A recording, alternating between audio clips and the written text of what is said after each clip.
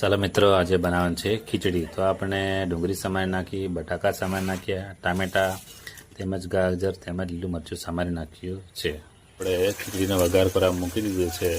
તો આપણે સૌપ્રથમ તેલ નાખ્યું, પછી રાઈ છે, ડુંગળી છે, મરચાં છે, એ બધું નાખ્યું છે અને એને હવે થોડી વાર આપણે ચડવા દઈશું.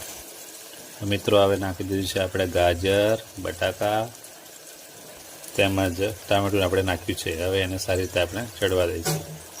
હવે આપણે નાખી દીધા છે ચોખા. ત્યારબાદ એને આપણે સારી રીતે મિક્સ કરી લઈશું. આપણે જે ગરમ પાણી હતું તે આપણે એમાં રેડી દીધું છે.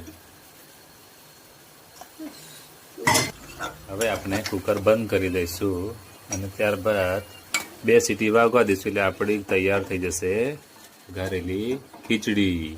તો આપણી તૈયાર થઈ ગઈ છે હવે ખીચડી. તો દહીં સાથે આપણે એની મજા માણીએ.